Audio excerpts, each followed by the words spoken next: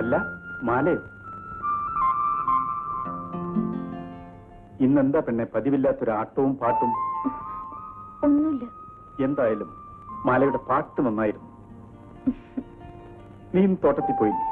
ഇന്ന് പണിയില്ലാത്ത ദിവസമാണെന്ന് കൊച്ചുമാലാളിക്ക് അറിയില്ലേ? ഓ, ഞാനതങ്ങ് മറന്നു. ആട്ടെ, എന്നാ നിങ്ങളുടെ കാവിലെ ഉത്സവം? വരണ പൗർണമിക്കാ. കൊച്ചുമാലാളി വരൂ. വന്നാ പാട്ടും കളിയൊക്കെ കാണാം. എന്നിട്ട് പോ കൊച്ചുമാലാളി. എന്തായാലും ഞാനെത്തും.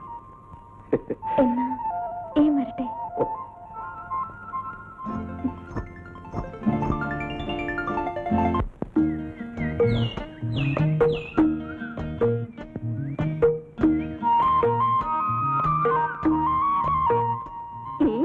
എന്താണ് ഇപ്പൊ നീ ഇത്ര ആലോചന? മാരം വരണതിന് മുമ്പ് നീ ഇങ്ങനെയായ മാരം വന്നാ പിന്നെ നിന്നെ കാണാൻ പറ്റില്ലല്ലോ. ഓടി അവിടുന്ന്.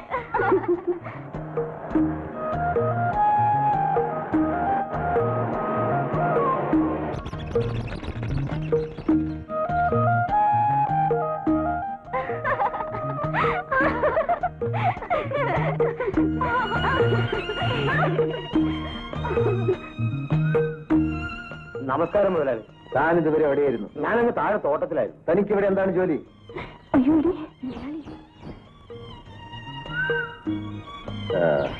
തന്റെ അനാസ്ഥ ഞാനിവിടുത്തെ തൊഴിലാളികൾ കാണും. എന്തെങ്കിലും തെറ്റ് വന്നു പോയിട്ടുണ്ടെങ്കിൽ മുതലാളി മാപ്പ് തരും. ഞാൻ കൊടുക്കാറുള്ളത് മാപ്പല്ല, മരണമാണെന്നറിയില്ലേ? അറിയാമേ.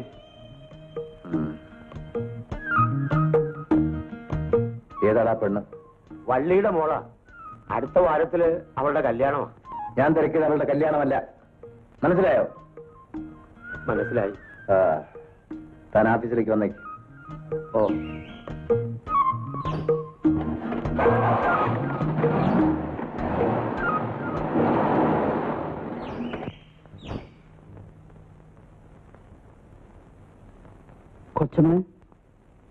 കൊച്ചമ്മ കാപ്പി അവിടെ വെച്ചേക്കൂ.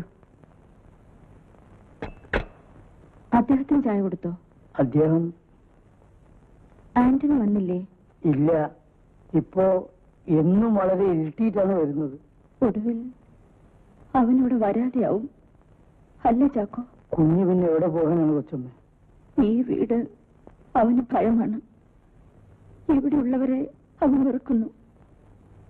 ഒന്നുറക്കെ ചിരിക്കാൻ പോലും കഴിയാത്ത ഈ വീട്ടിൽ അവൻ നിൽക്കുമോ? ഇന്നുവരെ അവന്റെ അച്ഛൻ സ്നേഹത്തോടെ ഒരു വാക്ക് പറഞ്ഞിട്ടില്ല. ഒന്നുമില്ലെങ്കിലും എന്റെ കുഞ്ഞ് അദ്ദേഹത്തിന്റെ മകനല്ലേ? കൊച്ചമ്മ, കഴിഞ്ഞ 7 വർഷമായി ഞാൻ ഈ മുറിയിൽ ഒതുങ്ങി കഴിയുന്നു. ഈ വാതിക്കൽ വരെ ഒന്ന് വരാൻ, ആ മുഖമൊന്ന് അടുത്ത് കാണാൻ. നിറഞ്ഞ ഒരു ഫോട്ടോ മാത്രമേ ഇന്ന് എന്റെ മുന്നിലുള്ളൂ.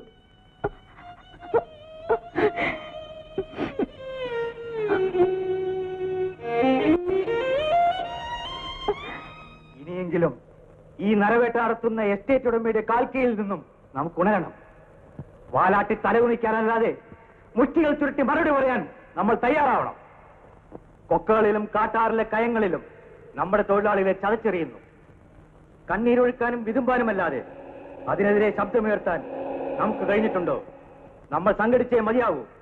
പുതിയൊരു പ്രഭാതത്തിന് വേണ്ടി പടപൊരുതി ജയിച്ച ധീരന്മാരുടെ ഓർമ്മകളോടെ നമുക്ക് ഈ കാട്ടിൽ ആദ്യത്തെ ശബ്ദമുയർത്താം. തൊഴിലാളി ഐക്യം!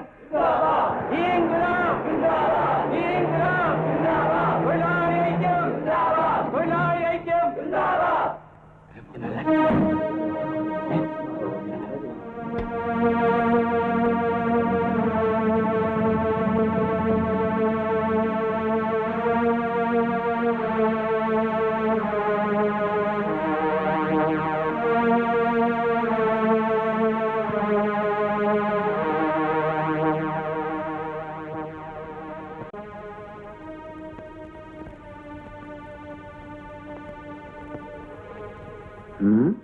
നീ ധൈര്യശാലിയാണല്ലോടാ? അതെ, ഞാനൊരു തൊഴിലാളിയാണ്. ആണോ? എങ്കിൽ നിനക്ക് എന്നെ അറിയില്ല. മറ്റാരേക്കാളും നിങ്ങളെ ഞാൻ അറിയും. എന്തായിരുന്നു ഇവിടെ? നിങ്ങൾ മറക്കുന്ന കാര്യങ്ങൾ ഞങ്ങളൊന്ന് ആലോചിക്കുകയായിരുന്നു. പറയൂ, കേൾക്കട്ടെ. എല്ലാം കേൾക്കാനുള്ള കഴിവ് നിങ്ങൾക്കുണ്ടാവില്ല. ഈ കാടിനെ പറ്റി നിങ്ങൾ എന്തറിഞ്ഞു? പകർച്ചവ്യാധി പിടിപെട്ട് മരുന്നും ഭക്ഷണവുമില്ലാതെ പട്ടികളെ പോലെ ആളുകൾ പിടഞ്ഞു മരിക്കുന്നു. ഇവിടുത്തെ തൊഴിലാളികൾക്ക് ന്യായമായ കൂലി കൊടുക്കാൻ പോലും നിങ്ങൾ തയ്യാറല്ല. പറയും ഇനിയൊന്നും പറയാനല്ല ഞങ്ങൾ ശ്രമിക്കുന്നത്.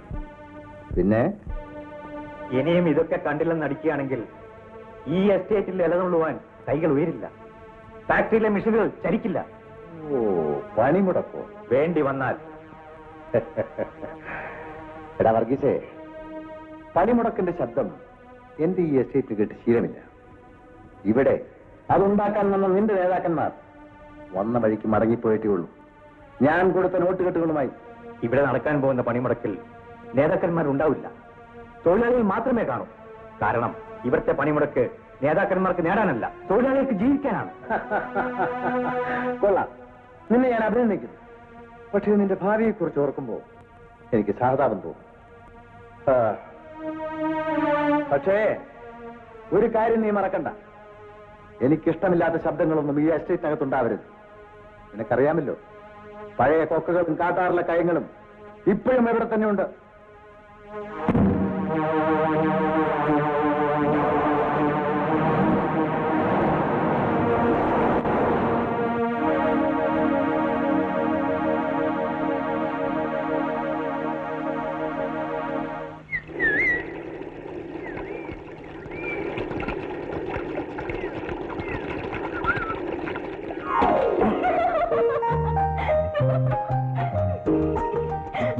നീ എന്നെ പേടിപ്പിച്ചു കളഞ്ഞല്ലോ. എത്ര പേടിയോ? പേടിക്കേണ്ട പ്രായമല്ലേ പെണ്ണെ. കൊച്ചുമുതലാളി എന്തിനാ ഇവിടെ ഒറ്റയ്ക്കിരിക്കണത്? നിന്നെ കാണാൻ, നിന്റെ ചിരി കേൾക്കാൻ. പോ കൊച്ചുമുതലാളി, തമാശ പറയാതെ. ഇല്ല മലേ,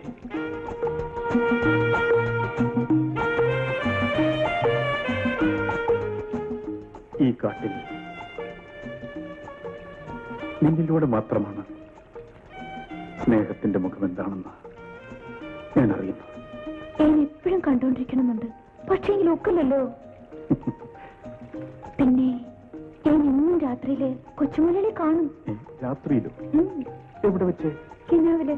അപ്പോ നീ ഉറങ്ങാറില്ല? അയ്യോ, കങ്കാണി.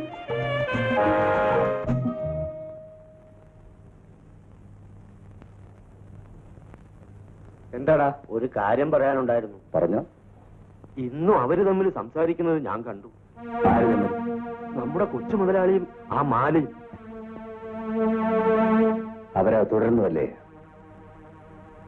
എനിക്ക് ഒരു കാട്ടുപെണ്ണ് മരുമകളായി വരണം. എടോ, അത് തടയാൻ ഒരു മാർഗമേ ഉള്ളൂ. എന്താ വലിയ മുതലാളി? എന്റെ കിടപ്പറ അവളൊന്ന് കാണട്ടെ. എന്താ പറഞ്ഞ മനസ്സിലായില്ലേ? മനസ്സിലായി. വയ്ക്കോ.